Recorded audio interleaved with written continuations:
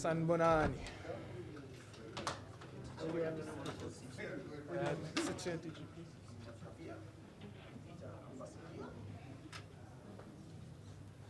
Okay, good evening, members of the media and those who are watching from home. Welcome to the press conference of Minister Lamola on geopolitical issues. Mr. Lamola has just landed from Brazil a couple of hours ago, so he won't keep you very long because he might still be a bit jet-lagged. Over to you, Minister.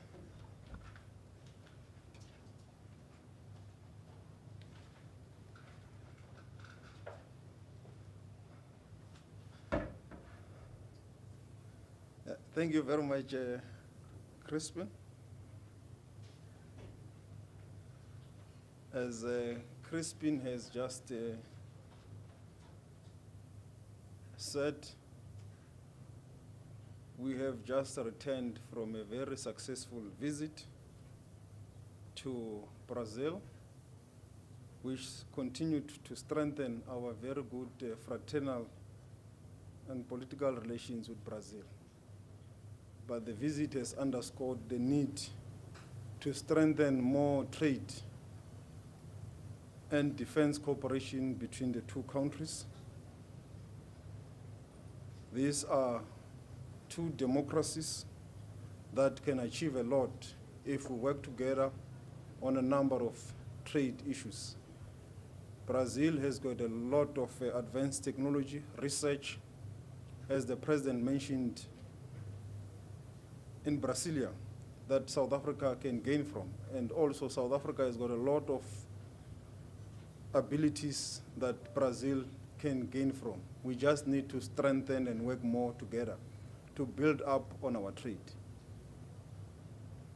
We have also returned from the funeral of the late civil rights activist, Reverend Jesse Jackson, which were warmly and gladly welcomed by the American population, including and in particular Black Americans, who have shared with us their history of anti-apartheid activism and their continued willingness to work with the democratic South Africa to use their skills to develop our country and build beyond the 30 years of our democracy.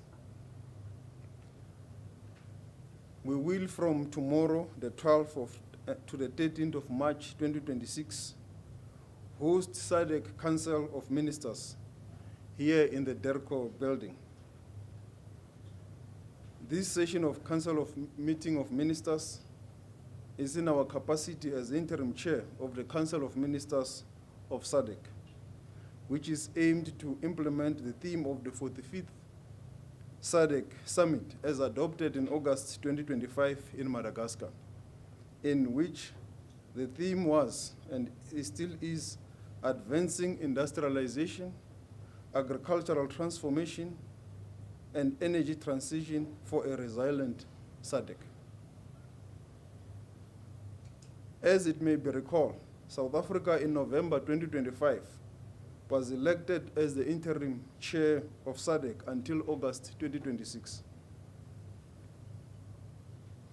This was due to the unconstitutional changes of power in Madagascar.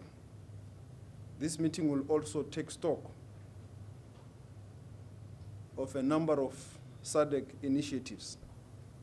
It is preceded by a standing committee of senior officials and a special meeting of senior officials and experts on the Regional Indicative Strategic Development Plan, the RISDP 2020-2030 of SADC, which is a 10-year framework designed to deepen Southern African Development Community, regional integration and development, which has been held from the 4th to the 10th of March 2026 to prepare the draft agenda and report to the Council of Ministers. This will feed into all the other sectoral meetings that my colleagues and counterparts will hold here in South Africa and in Zimbabwe. Because of the unique nature of the interim chairing now of SADC, which we had to take over, we have agreed to share this responsibility with Zimbabwe. So some meetings will be held in South Africa, some will be held in Zimbabwe. And we can be able to share with you which ones will be held in South Africa, which ones will be held in Zimbabwe. If you're asking yourself which meetings, there will be sectoral meetings like meetings of ministers of finance, meetings of ministers of trade, meetings of ministers of minerals, those meetings. So they will be shared between ourselves and Zimbabwe for us to be able to absorb and carry this institution. It is important that SADC continues to function as an institution that must preserve the protocols of SADC and build on regional integration. South Africa's leadership is distinctively reflected in our stewardship of Agenda 2063, ensuring the continent's development blueprint remains on track. In this regard, I have also been elected to chair the monitoring plan and mechanism of Agenda 2063 of the African Union. This commitment must help us achieve the Agenda 2063 of the African Union, and we continue to contribute to the implementation of the flagship program of the African Union, the AFCTA. We have also demonstrated our commitment to the African Union when we chaired the Committee of Five Summit on South Sudan, on the margins of the African Union Summit in Addis Ababa in Ethiopia. We are looking forward to support the work of South Sudan to exit from the revitalized peace agreement.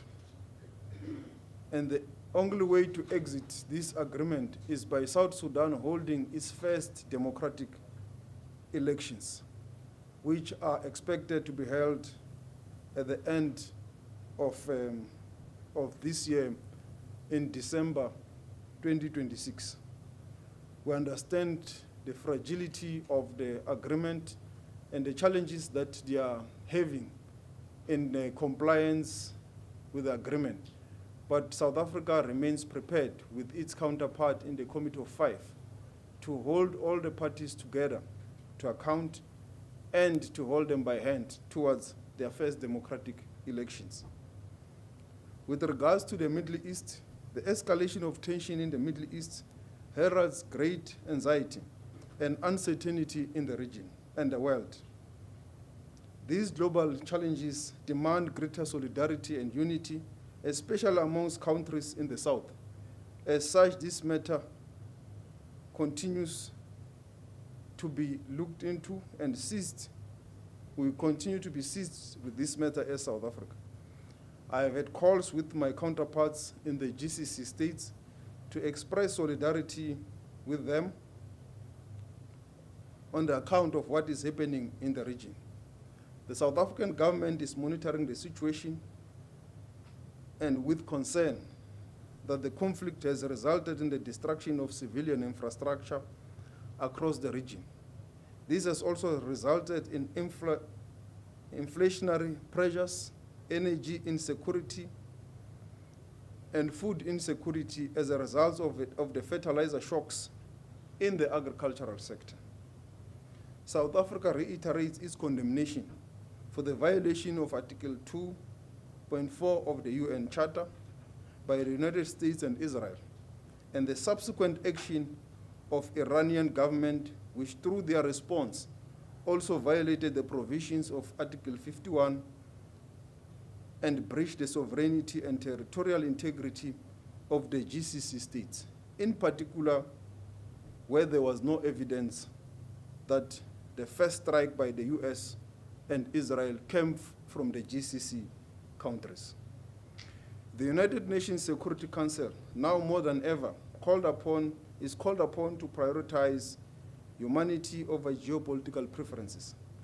This is an existential moment for multilateralism, which must reverberate in all conflict areas, including Sudan, South Sudan, and the Eastern Democratic Republic of Congo.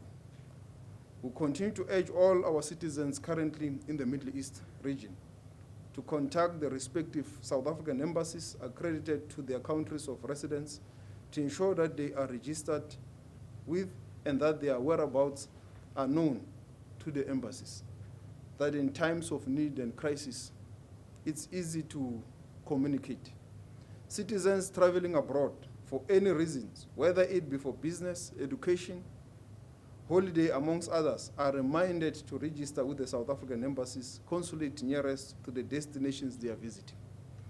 The list of contact details for missions abroad can be found on the department's website or the website of the various South African embassies and consulates. Citizens are also encouraged to download and register on the DERCO Travel Smart app, where you can also include details of your next of kin and log a case with the South African mission should you find yourself in distress while abroad. South African citizens are also advised to continue to monitor government platforms as well as reports from their residence countries for any relevant information and updates. We also continue to advise our citizens to check and verify job opportunities across the globe so that they don't fall prey to schemes and fraudsters across the globe on work opportunities or job opportunities that do not exist, and sometimes finding themselves falling into conflict zones and areas. With regards to our U.S. relations, the Department of International Relations and Cooperation has noted recent public remarks made by the United States Ambassador to South Africa. While South Africa welcomes active public diplomacy and the strengthening of bilateral ties, we emphasize that such engagements must remain consistent with established diplomatic etiquette and international protocols. In this regard, we have called in the Ambassador of the United States, Ambassador Boselli, to explain his undiplomatic remarks. And in his engagements and visits to various sites in South Africa, including the Apartheid Museum, District 6, and other historical places, in the engagements, he acknowledges that given our history, South Africa needs redress and is willing to work with us constructively in this regard. I will later allow the Director General, Mr. Zane Dengo, to elaborate further on the discussion with the U.S. Ambassador. South Africa has consistently affirmed that the United States is a vital strategic partner for our economy and geopolitical issues, particularly on peace and security across the world. This relationship is not a one-sided relationship. South African companies maintain a significant investment in the United States, proportionate to our economy. It will not be possible for us to have the same size of investment to the US, given our economy size compared to the United States. But we have got some presence there, including in sectors such as energy and chemicals. Sasol is one of our leading companies invested in the USA, but there are also other South African companies that are there. And South Africa remains a leading supplier of critical minerals to the US. We continue to emphasize that critical minerals, there must be value addition in South Africa and in the African continent. And this is a partnership we look forward to continue to build with the United States. We reiterate that broad-based black economic empowerment is not reverse racism, as regrettably insinuated by the ambassador. It is a fundamental instrument designed to address the structural imbalances of South Africa's unique history. It is a constitutional imperative that the South African government can and will never abandon. Approximately 500 US companies currently operate in South Africa, employing over 250,000 people. These firms operate in full compliance with our domestic laws, including assisting us to address historical injustice through legislated BEE equivalent programs. This is a mutually beneficial relationship. The bilateral trade between the two countries can grow, but we should not behave as if South Africa's contribution is inconsequential to this relationship. South Africa has been one of the largest importers of American products on the continent. The bilateral trade between the two countries is valued at $15 billion from our side. We view these requirements as a form of localization, a standard economic tool used globally to foster domestic growth. While our policies possess specific features to address historical injustice, they are aligned with international investment practices. Even in the US, they do have localization, given their unique environment. As we cannot tell President Trump how to deal with localization in the US, he also can't tell us how to deal with our domestic issues of sovereignty. South Africa remains committed to the rule of law. The Expropriation Act number 13 of 2024 is not intended to undermine property rights. Expropriation without compensation is a measure of last resort, or expropriation with nil compensation, subject to rigorous procedural safeguards and strictly limited to the 5 specific conditions outlined in Section 13 of the Act. These safeguards ensure that land reform is conducted in a manner that is just, equitable, and sustainable. On the question of rural safety, it's not a phenomenon limited only to white people. It affects all South Africans, black, white, colored, and Indians. As you remember, when we were in the White House, the president did state that this is not an intention to persecute white people in South Africa. Everyone is affected by the high level of crime in our country, and we have to respond to that. But we have also responded to the issue of rural safety.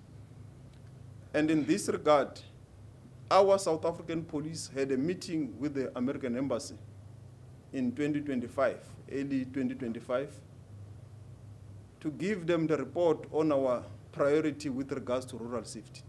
Fully fledged report of what we're doing, what are the budgets, and who is involved. And some of the stakeholders have also participated in this process.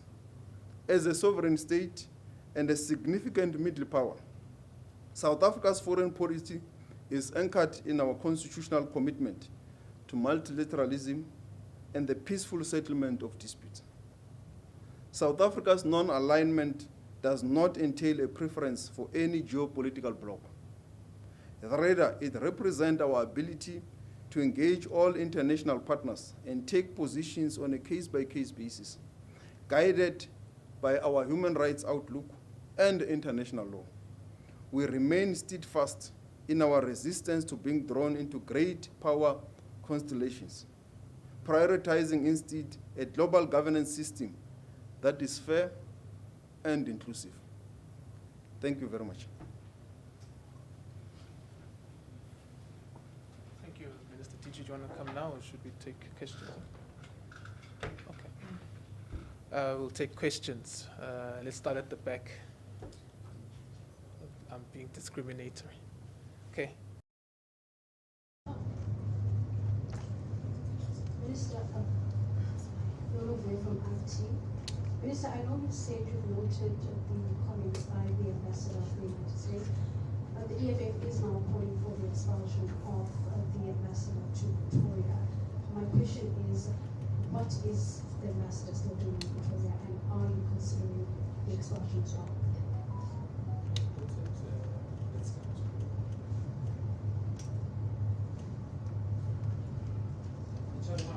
Agency for Minister. Minister, could you confirm that you officially received from the United States a letter with 5 demands? And in speaking with contact with your counterpart, American counterpart, did they ever mention the idea to leave BRICS, South Africa to the BRICS? Hi, good evening, Minister. Kylie Shekmano here from SADC News. I just want to get a sense, Minister, with regards to the U.S. ambassador. Has he been summoned to come and account here to our Tambo building, perhaps to really provide more clarifications about some of the points of views, especially with regards to some of these policies that you have that's a very pro-transformation? And also, Minister, just a brief question as well. When you had your interaction with your counterparts from the Gulf, what are they saying to South Africa? Are they saying perhaps you should, just push for diplomacy? What was the context of the conversation? Thanks so much. I'd like to Sputnik Africa.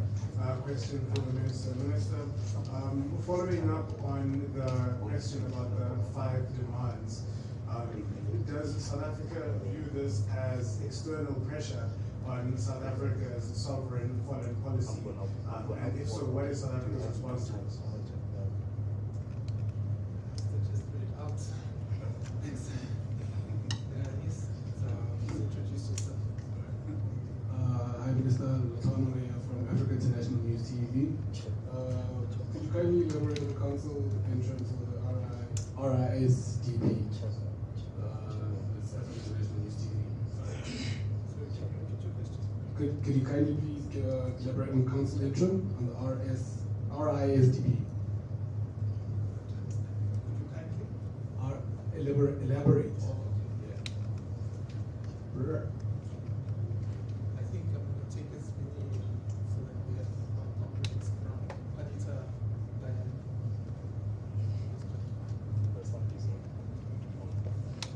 Thank you very much, Anita from Africa. Sorry. Just 2 questions to follow up on my colleagues. Could you just explain the nature of the engagement with the ambassador? Where did it take place? How long did the conversation have to take place? And you say he conceded that there should be some redress. Is there any way that you could kind of tell us what he conceded to? And then the second question is around what my colleague asked around the negotiations with or the conversations with your counterparts in GCC. Is there anything besides public comments calling for UN Security Council, etc.? Is there any tangible thing that's happening behind the scenes that South Africa is part of that can give us some indication? Thank you very much. Good afternoon or evening. Diane Hawker-Kalubi from DW Deutsche Welle. My question relates to the South Africans who might still be either stuck or stranded in the Middle East or Gulf countries.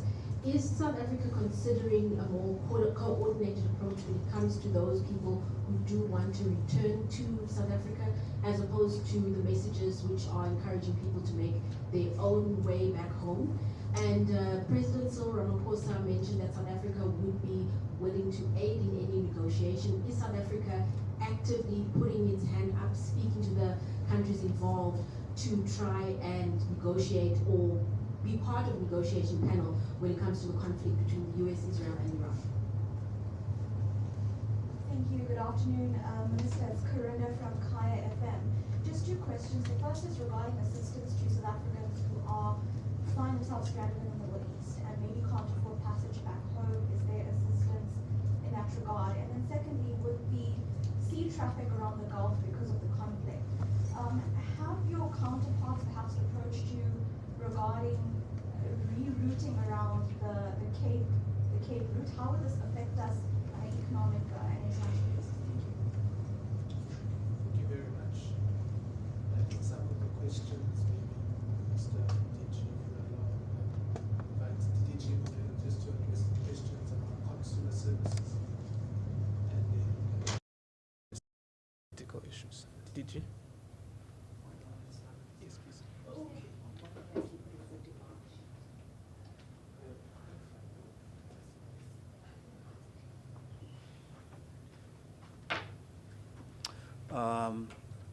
Crispin is very tall. Good afternoon, colleagues. So with regards to the consular assistance that the South African government is rendering to South Africans who are in distress through our embassies, particularly in the Gulf states, we've been making a call for South Africans firstly to register with us so that we know who is there and what type of help they need. And we've seen many people responding, utilizing the DERCO Travel Smart app, which is available on all the app stores. It allows people to register and share information with us. And we've been facilitating the repatriation, if you can call it that, or evacuation, through available commercial airlines. In the first couple of days when the attacks were happening, the airspaces were closed in all of these countries, so it was impossible to move in or out. But in the last couple of days, you've seen that the airspaces have been opened partially in some of these countries. Commercial airlines are starting to fly, and South Africans have been taking advantage of this option to then come home. We've been moving other people through land borders to cross into countries where flights are available, and South Africans have been coming home.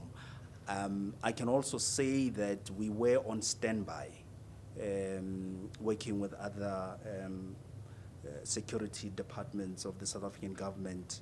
We have a plan. It's still on the table of our leadership to look at options should the current arrangement of people utilizing commercial airlines become difficult to continue with. So there is a plan, but currently commercial air flights are available, and South Africans are utilizing those to come home. I think I addressed everything related to consular matters. Thank you, Minister.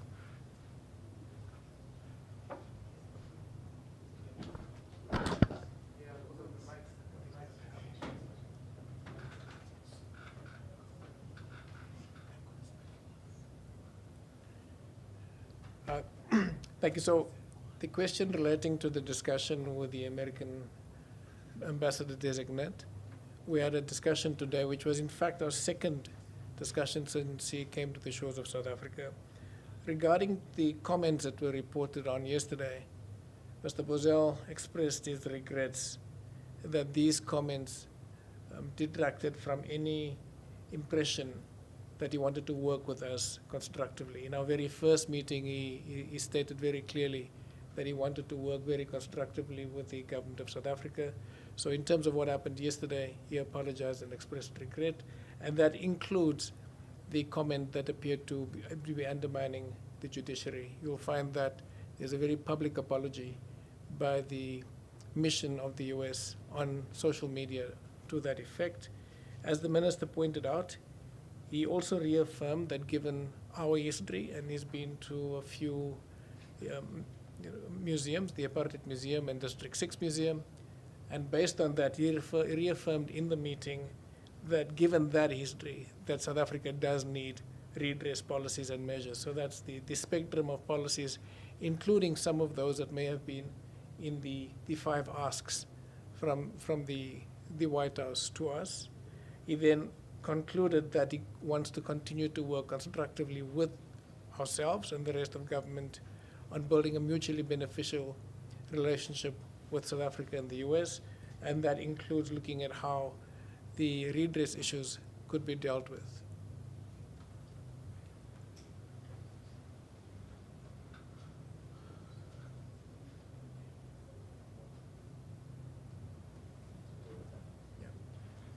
No, on the 5 demands, we did not receive any official letter of the 5 demands.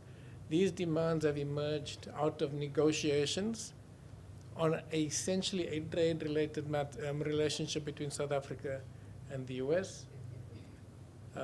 You will recall that there was the unilateral tariffs that were imposed, and there was negotiations between South Africa and the US. These 5 demands emerged in discussions around that particular negotiations.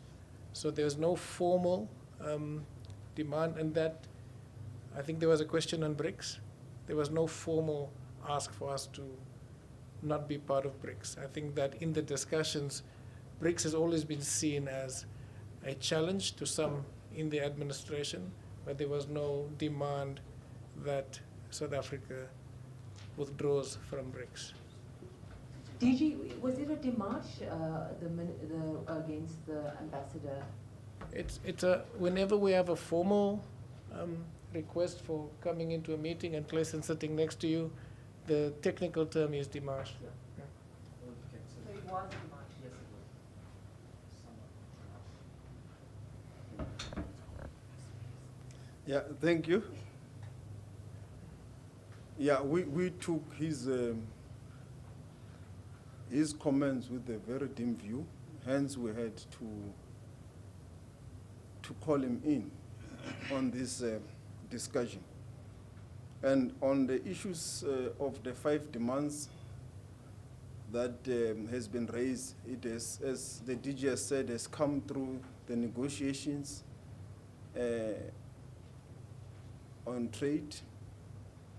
We have stated our position that the issues of trade and these demands should be separated, so that Department of Trade and the DTIC and their counterparts in Washington, the ATR office, can focus and deal with the issues related to trade, tariffs, and so forth. And DERCO, with our counterparts, we can deal with the 5 demands, because these 5 demands, as you are aware, were also some of them raised during the White House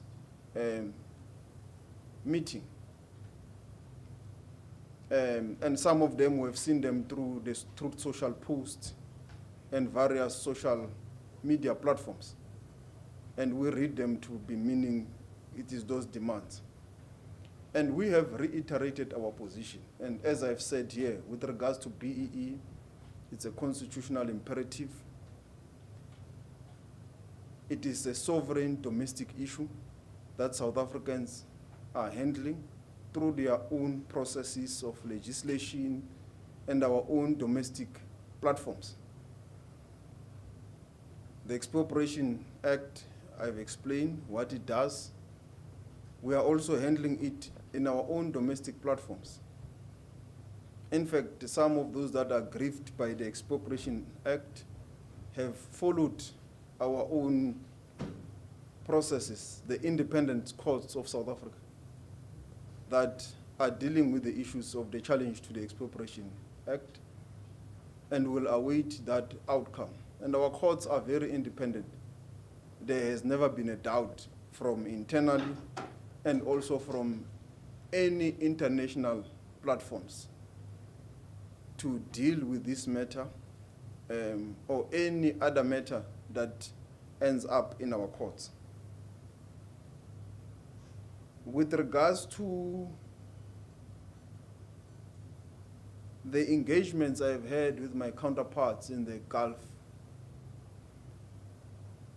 the Gulf has issued a statement about its view about the situation in the Gulf region, but there is also bilateral engagements between ourselves and our counterparts who have expressed their own views, some of them divergent from each other,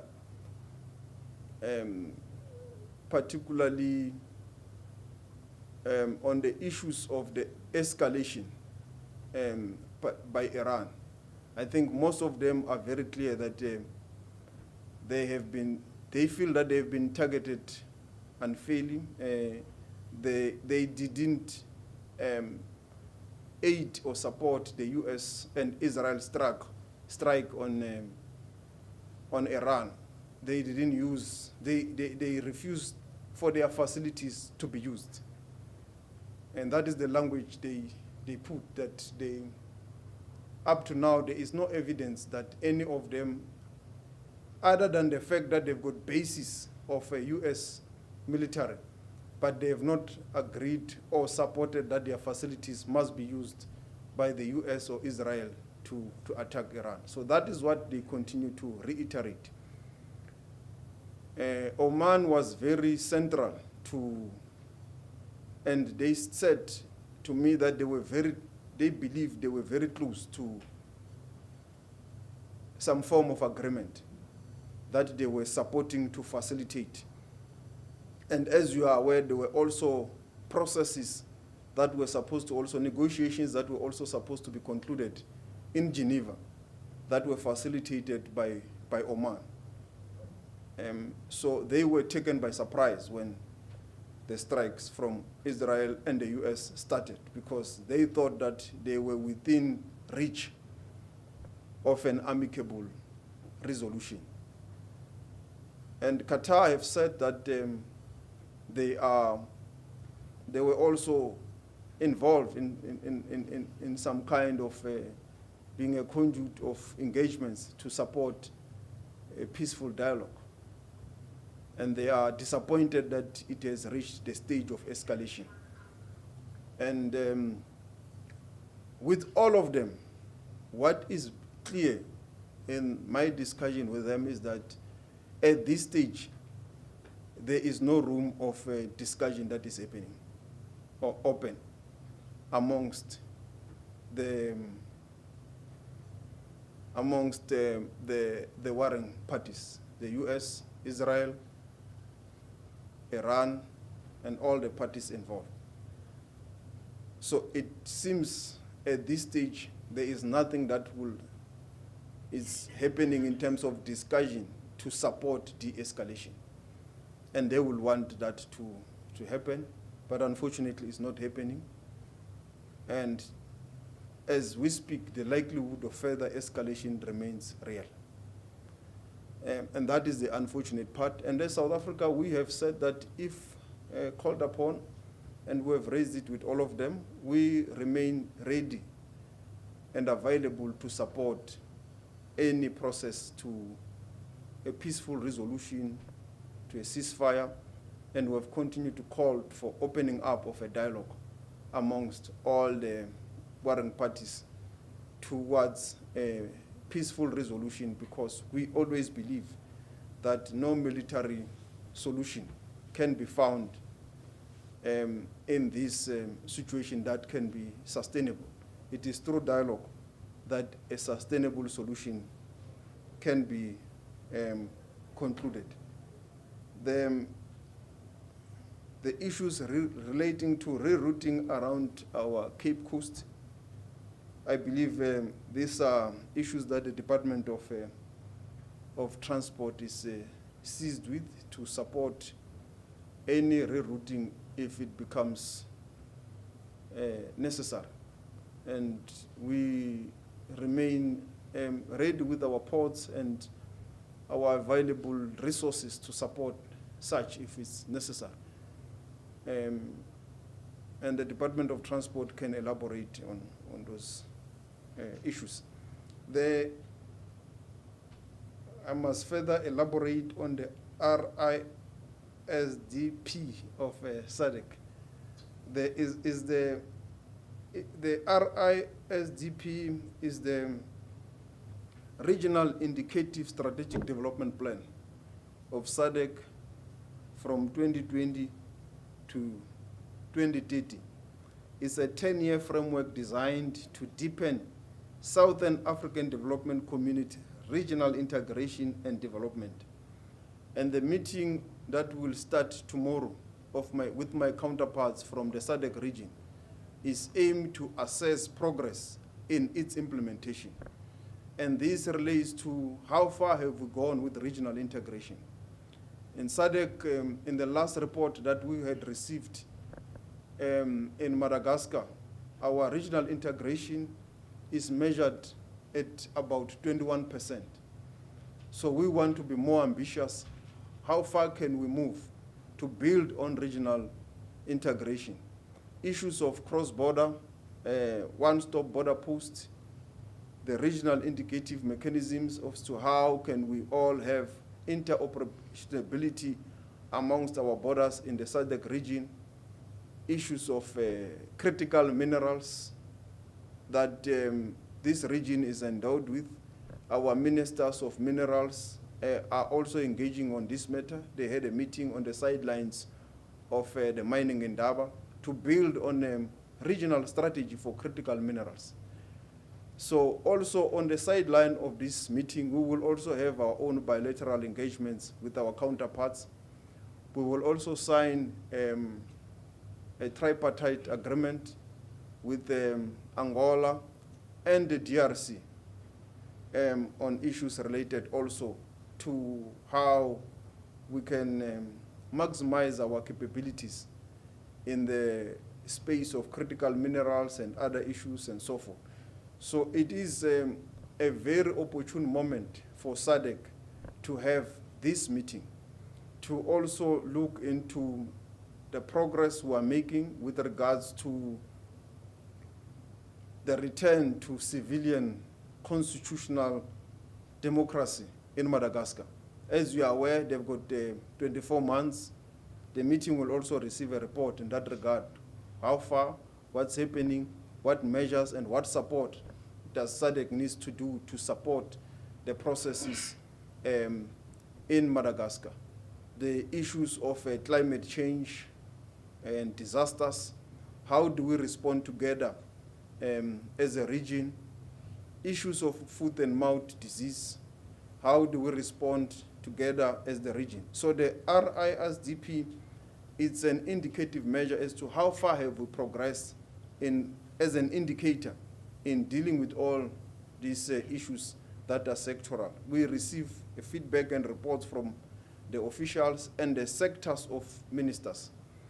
But this will also build towards the summit in August, which will now be the summit of heads of state, which will receive the full report from all the sectoral meetings of ministers of minerals, finance, and so forth, which we will then consolidate into one report later in August and then present to the heads of states that this is what we have assessed, this is how far we have moved, and these are our recommendations going forward.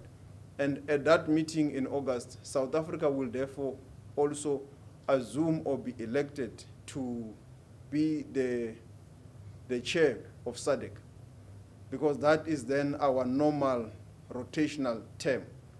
We were called upon now to come in because of the unconstitutional changes in Madagascar. And Zambia also came in to fill the issue in relation to the incoming chair, because all of us want SADC to continue to do its job. It cannot collapse because there is a challenge in Madagascar. We have to come in, we have to ensure that our institutions are working. We support the work of regional integration, the indicators, and how we can move forward together in unison as a region to deal with the challenges of development and regional integration. Thank you. Thank you very much, Minister, for that comprehensive overview. I think also just by way of information that SADC is home to 360 million people. So that's a quarter of Africa's population in the southern tip of Africa. So it's a really, really important gathering. I'll invite Mr. Huete to then read the messages that are on the digital platform, and then after the responses that will conclude our press conference. All right, thank you. Good evening, Minister. Been sent by journalists who are following the briefing virtually. The first set of questions comes from Karen Duplessis, who is with the Africa Report. She says, have BRICS countries met to discuss the Iranian conflict, and did Iran participate in that meeting? And she's also asking another question, is there a discussion in the SADC region about the possibility of oil or diesel or petrol import rationing should the conflict in Iran continue? Then her last question, she says, South Africa chaired the C5 meeting on the conflict in South Sudan on the sidelines of the AU summit, but since then the conflict has escalated. Do you consider it as a snub to President Ramaphosa's efforts? Then the second question comes from Isa from the Middle East Eye. He's asking, is South Africa speaking to India about its support for the war in Iran? How does this impact South Africa's ties with New Delhi as it moves further into the US-Israel nexus? The South African government has continuously been accused of being sponsored by Iran. Do you see this accusation coming directly from we see this accusation coming directly from the Israeli Prime Minister's office? How has this impacted diplomatic ties with other countries? Then the next question comes from Nolo Lehana from the Full View, says Ambassador Bozel was no supporter of South African liberation organizations during the 1980s. He put such views in writing.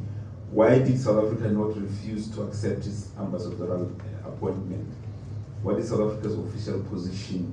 Also, that was the second question. What is South Africa's official position on the US attacks on Iran? Then the next question comes from Sophie Mukwena, who says, Minister Lamola, did you communicate with Iran raising these issues that were communicated to you by the Gulf region countries? And the last question is from Alex Smith, who says, will we, South Africa, work closely with the EU if our relations with the US and Israel fail due to the ongoing conflict in the Middle East? And Alex is from German TV. Thank you. Thank you. Those are all the questions. There are no other follow-up questions in the room. Going once. Okay. Yes.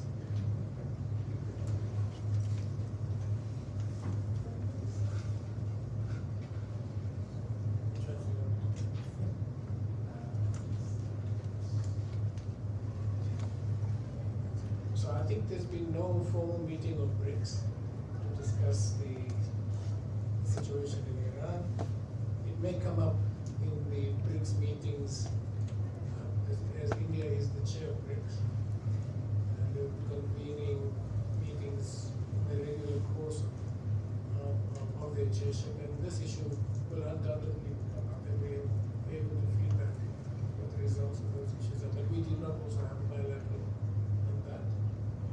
As the minister's been saying, he's been engaging with the GCC foreign ministers, but we've also been engaging with Iran on our views and basically very clearly stating that while we understand they have the right to self-defense, it can only be directed at those who attack them. And therefore, our engagement with the GCC states has been that the attacks did not emanate from their territory. So, and the questions also then very specifically ask about our position on the war. Our position has been very clear, and I think the minister said that in his statement. The attacks by Israel and the US are lawful. It's a crime of aggression. It breaches Article 2.4 of the UN Charter.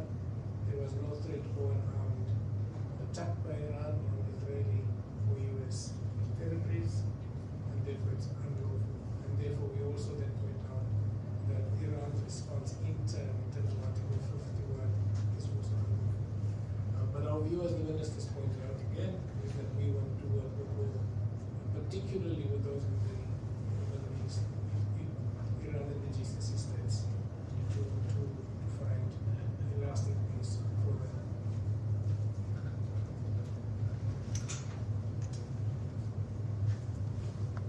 Yeah, with regards to the response of the DG on BRICS, I can just add that in Brazil, during our exchange with Brazil, we underscored that there is a need for an extraordinary sitting of BRICS to deal with the conflict in the Middle East. But there has not been any up so far. that discussion did happen in Brazil, exchange of engagement on geopolitical issues. Whether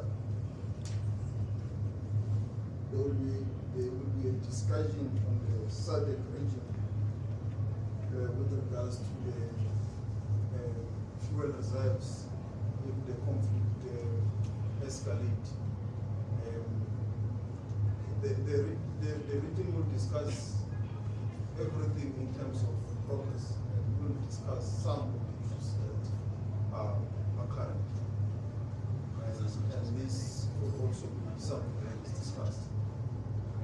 Minister Mantashe continues to update his department with regards to the issues of strategic fuel reserves and the impact of the conflict to the fuel price and all that in South Africa.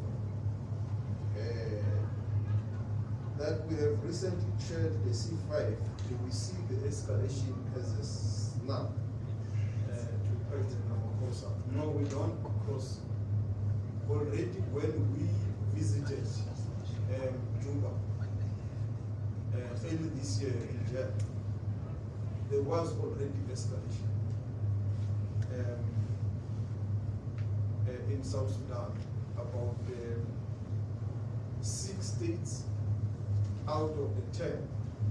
There was already low-level intensity and skirmishes and conflict that was clearly visible, which was part of the report to the C5 meeting, and the issues related to the arrest of first Vice President Lamola. Hence, all those issues became part of the report of the C5, became part of the discussion that there must be cessation of hostility, and we continue to persist with this matter with the C5 countries and all the stakeholders in South Sudan.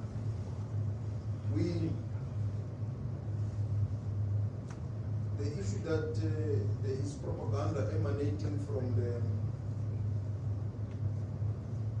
from the Prime Minister of Israel's office that we have been sponsored by Iran.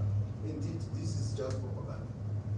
South Africa is a constitutional democracy, and everything we do, it's in the open.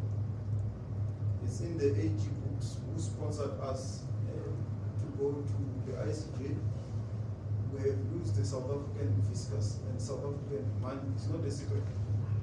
It's there in the report to Parliament. It's public, open information. But someone will deliberately ignore that and wants to go and hunt for posts that do not exist. That the South African government is sponsored by Iran on the ICJ case and so forth. We are using the fiscus money of the South African government, and we account for it in our parliament, in our public platforms. So there is no sponsoring of anything to the South African government by the Iranian government. The views that we express with regards to the conflict in the Middle East are informed by our own national interest document, our human rights outlook, and international law. And we have been consistent that this is what informs us. And this is not only with regards to the Iranian conflict or the Middle East conflict. In Africa, we are guided by the same principles. In Russia and Ukraine, or any other conflict that you are called upon, we are guided by the same. And the UN Charter is what guides and informs our position. The ambassador who said that in the 1980s he didn't support South Africa's struggle against apartheid, and that his views were known. Yes, indeed, we knew his views, and what is currently happening and is the public posture we have anticipated. But we took a view that we view the US as a strategic, important player in geopolitics. It will be important that South Africa and the US, there is a bridge of engagement and communication. And the only platform you can do that is through the ambassador of the US, who is here now in our country. This is an opportunity.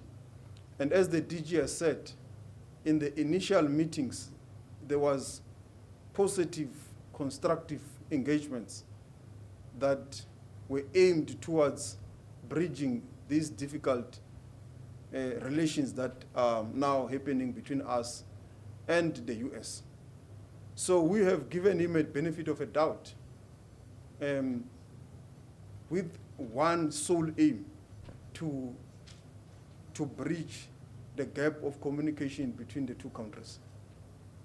And it is also within that context that he was demarched here to engage him, that remember our meeting, our engagements, but these remarks are not in line with this commitment that you have made and we have made. It is gonna deteriorate the relationship, which we want to build the bridge. And there is no any other way of bridging relations when things are difficult other than to engage with those that don't agree with you.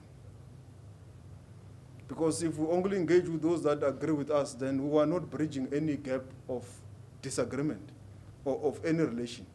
And diplomacy is also about engaging those that don't agree with you. So that is the context within which we accepted his credentials to bridge that gap. Because our understanding is that he's a guest of our president and of our country, and a mouthpiece of the White House and the American government. And this is an opportunity for us to bridge the gap. And we want to do so, and we are very genuine with this platform because we see the US as a strategic importance to South Africa, as I've stated in the statement. But this does not mean that he must act in an undiplomatic way. We will continue to monitor his comments and act appropriately and accordingly if there is no improvement in the engagement. We expect that with these engagements that we have had with him, we will return to the reset when he arrived, which was very positive, and including the videos that he released. All of you have seen them. His visit to the Apartheid Museum, which shows the painful history of our country, the history of segregation, of racism, that the Constitution wants to redress. It's not like it's something that we are making up. It's existing. So that is the context within which we have said, let's allow him to participate, because we also want to send a message to Washington that South Africa remains open to engage with Washington. And you should remember that in all the issues, South Africa has not been an aggressor to the US. We have not been provoking the White House in aggression.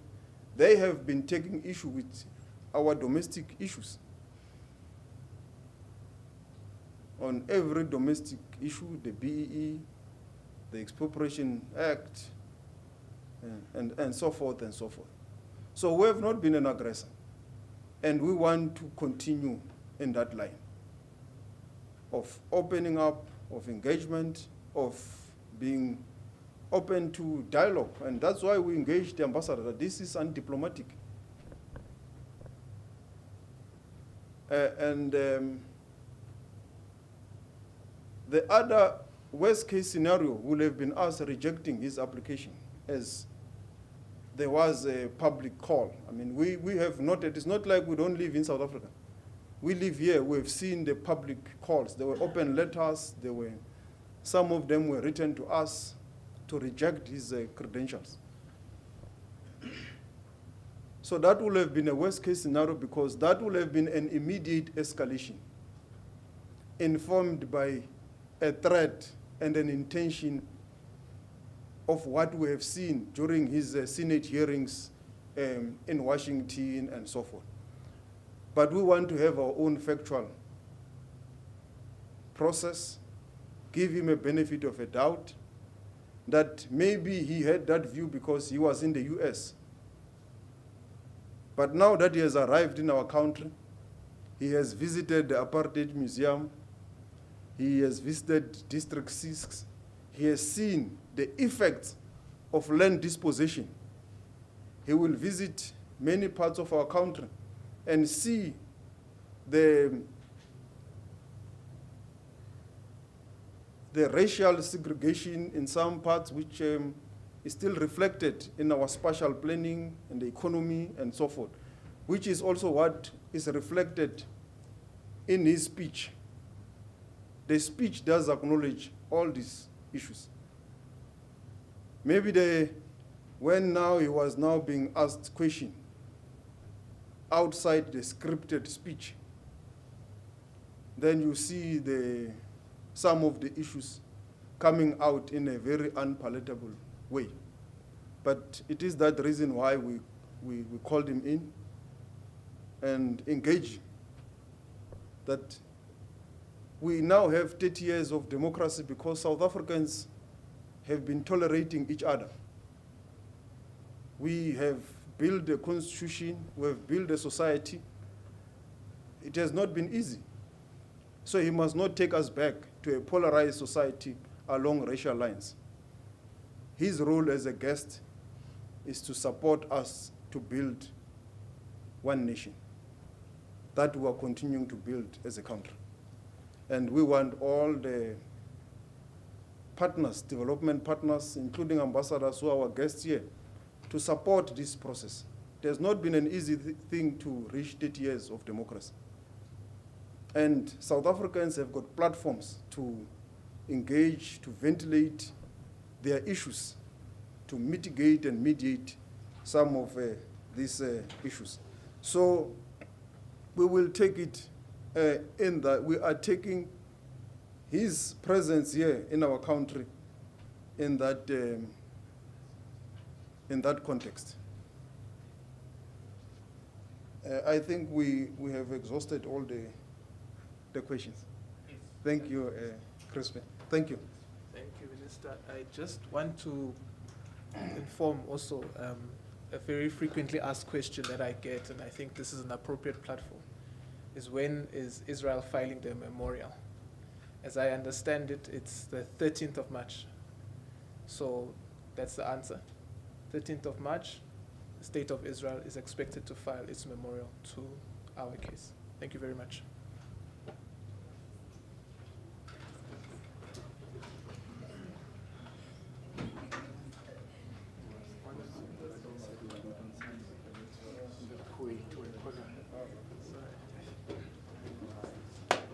You can't take a bar one out and have it for yourself.